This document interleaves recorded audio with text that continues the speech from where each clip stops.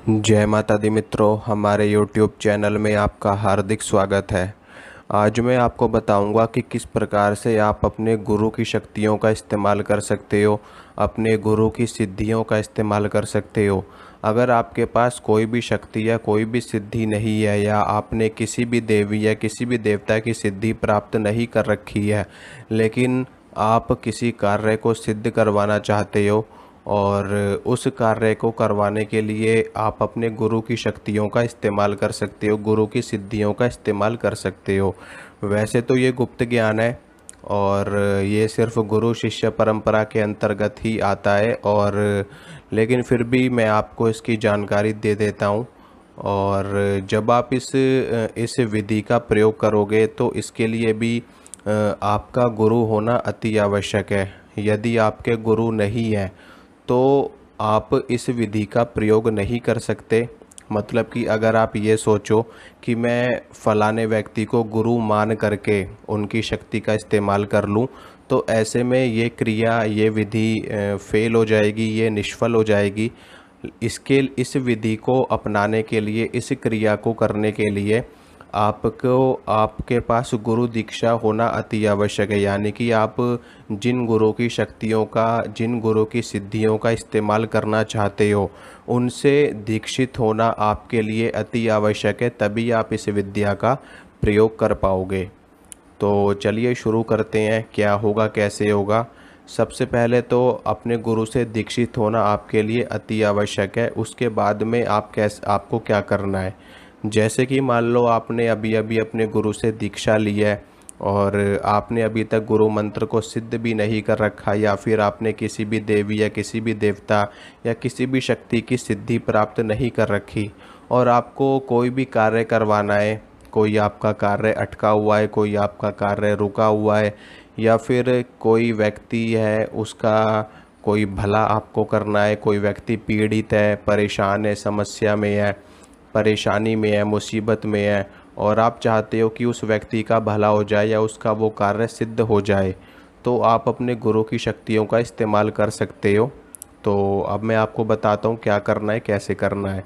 सबसे पहले तो अपने गुरु का चित्र या फ़ोटो या तस्वीर आपके पास होनी बहुत ही ज़रूरी है। अगर नहीं है तो भी कोई दिक्कत नहीं, तो भी ये विधि संपन्न हो जाएगी, ठीक है। क्योंकि शक्तियाँ जो होती हैं वो सूक्ष्म होती हैं। शक्तियाँ किसी तस्वीर की, किसी फ़ोटो की मोहताज नहीं होती। शक्तियाँ सिर्फ नाम लेने मात्र से प्रकट हो जाती हैं, हाजिर हो जाती हैं। तो अगर तस्वीर फ़ोटो है तो अच्छी बात है, अगर नहीं है तो भी कोई दिक्कत वाली बात नहीं है, तो भी आप इस विधि को आराम से अपना सकते हो। तो इसमें करना क्या है, आपको देखिए, इस विधि को करने के लिए आपको कम से कम पहले अपने गुरु की पूजा करनी पड़ेगी 11 दिनों तक, ठीक है। 11 दिनों तक अपने गुरु की पूजा करनी पड़ेगी आपको। कैसे? अपने गुरु के नाम का एक दीपक जलाना पड़ेगा आपको, देसी घी का, ठीक है। अपने गुरु के लिए एक देसी घी का दीपक आपको जलाना है, और धूप बत्ती जलानी है अपने गुरु के नाम की, और अपने गुरु को 11 दिनों तक लगातार भोग प्रसाद अर्पित करना है। उनको भोग प्रसाद अर्पित करना है, और उसके बाद में अपने गुरु से प्रार्थना करनी है, अपने गुरु का आवाहन करना है, अपने गुरु से मदद मांगनी है आपको, ठीक है। वो कैसे करना है वो मैं आपको बताता हूँ थोड़ा सा। अपने गुरु को मन ही मन में ये सारी चीज़ें आपको करनी है, ठीक है। मानसिक रूप से अपने गुरु का आवाहन आपको करना है। हे गुरुदेव, मैं आपका आवाहन करता हूँ, मैं आपका शिष्य हूँ, और मेरे अंदर इतनी सामर्थ्य नहीं है, मेरे अंदर अभी कोई शक्ति नहीं है, कोई सिद्धि नहीं है, और मेरा ये कार्य करना बहुत ही ज़्यादा ज़रूरी है, और मैं लोक कल्याण के लिए, जगत कल्याण के लिए, समाज कल्याण के लिए आपकी शक्तियों का इस्तेमाल करने जा रहा हूँ, और आपकी शक्तियों का इस्तेमाल करना चाहता हूँ, आपकी सिद्धियों का इस्तेमाल करना चाहता हूँ। कृपया करके आप मुझे अनुमति प्रदान करें, और अपनी शक्तियाँ, अपनी सिद्धियाँ मुझे प्रदान करें, अपनी शक्तियाँ मुझे प्रदान करें, ताकि मैं इस कार्य को करने में समर्थ हो सकूँ, सक्षम हो सकूँ। इस तरीके से आपको नियमित रूप से 11 दिनों तक उनका आवाहन करना है और उनकी शक्तियों को बुलाना है, उनकी सिद्धियों को बुलाना है और 11 दिनों तक उनके नाम का दीपक जलाना है, धूप बत्ती जलानी है, भोग प्रसाद ये सारी चीज़ें अर्पित करनी है। ठीक है। और ये विधि आप शुक्ल पक्ष के गुरुवार से शुरू कर सकते हो, या फिर आप पूर्णिमा के दिन से शुरू कर सकते हो, या फिर किसी भी शुभ मुहूर्त से, जैसे कि मैं हमेशा बताता हूँ आपको, होली का समय हो, दीपावली का समय हो, ग्रहण काल हो, गुरु पुष्य योग हो, रवि पुष्य योग हो, नवरात्रि हो, दशहरे हो, दीपावली हो, महाशिवरात्रि हो, अगर ये सारे पर्व आसपास नहीं हैं तो आप शुक्ल पक्ष के गुरुवार से या फिर पूर्णमासी से, यानी कि पूर्णिमा के दिन से ये 11 दिन की विधि विधान पूजा पाठ आपको करनी है। बस इतना ही करना है। दीपक जलाना है, धूप बत्ती जलानी है, फल भोग प्रसाद अर्पित करना है और एक जल का लोटा भी आपको ज़रूर रखना है। ठीक है। और उनसे प्रार्थना करनी है, बस इतना ही करना है। और बाकी जो आपको गुरु मंत्र मिला हुआ है उसका तो जाप आपको करना ही करना है, जितना आपके गुरु ने आपको बता रखा है।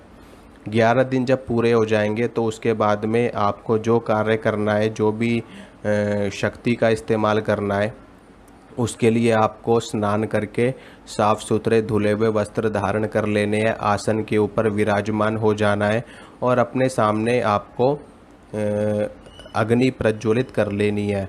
अग्नि प्रज्वलित आप कैसे करोगे?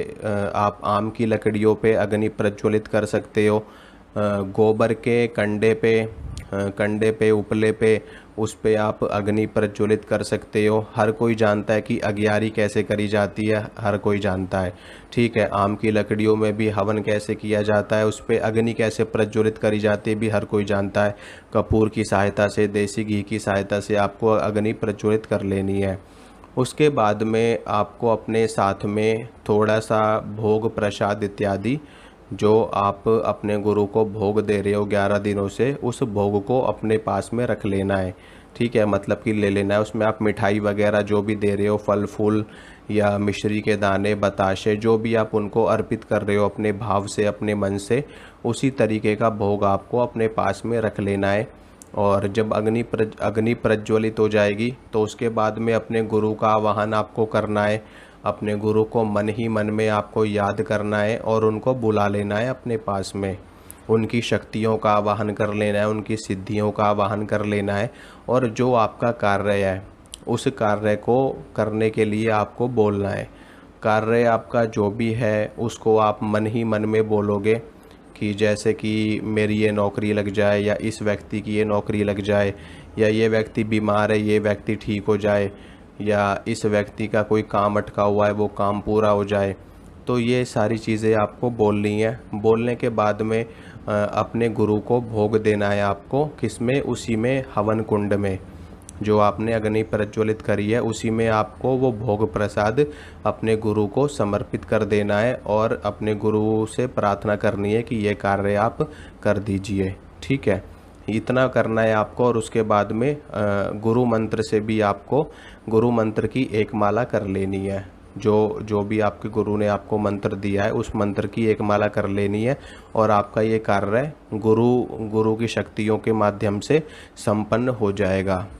तो इसी तरीके से आप अपने गुरु की शक्तियों का इस्तेमाल कर सकते हो, उनकी सिद्धियों का इस्तेमाल कर सकते हो, लेकिन सही के लिए। ठीक है। आपको किसी भी तरह का गलत कार्य नहीं करना है, नहीं तो आपकी गुरु की शक्तियाँ कार्य नहीं करेंगी। ठीक है। गुरु की शक्तियाँ हमेशा सदैव जगत भले के लिए, समाज के भले के लिए इस्तेमाल करनी चाहिए। आपका अपना कोई काम है, आप उसके लिए उनका आवाहन कर सकते हो, उनसे कार्य करवा सकते हो, लेकिन आपको कोई गलत कार्य नहीं करना है कि आप किसी का वशीकरण कर रहे हो या किसी का मारण कर रहे हो, किसी का उच्चाटन कर रहे हो, किसी को मोह रहे हो, सम्मोहन में ले रहे हो। तो ये सारी चीज़ें फलीभूत नहीं होंगी, सिर्फ अच्छे कर्म ही फलीभूत होंगे और इस तरीके से आप कर सकते हो। तो आशा करता हूँ मित्रों, जो जानकारी मैंने आपको दी है आपको अच्छी लगी होगी, पसंद आई होगी। इसी के साथ में मैं एक चीज़ और आपको बताता हूँ कि अगर आपके पास गुरु मंत्र नहीं है, ठीक है, मान लो आपने गुरु तो धारण कर रखा है लेकिन कोई गुरु मंत्र आपको नहीं मिला हुआ है, सिर्फ उन्होंने वैसे ही आपके ऊपर हाथ रख रखा है कि हाँ जाओ, आज से तुम मेरे शिष्य हो गए, लेकिन उन्होंने कोई आपको गुरु मंत्र नहीं दिया है। तो ऐसे में आप जो गुरु का मूल मंत्र होता है उस मंत्र का जप आप कर सकते हो। ओम श्री गुरुभ्यो नमः, ओम श्री गुरुभ्यो नमः, ओम श्री गुरुभ्यो नमः, इस मंत्र से भी आप इस कार्य को कर सकते हो। ठीक है, यानी कि जो भोग दोगे आप, जो गुरु मंत्र की एक माला करोगे उसकी जगह पे आप इस मंत्र की भी एक माला कर सकते हो उनका ध्यान करके। ठीक है, तो चलता हूँ दोस्तों, मिलूँगा आपसे अगली वीडियो में। वीडियो को लाइक करना, वीडियो को शेयर करना और चैनल को सब्सक्राइब करना। जय माता।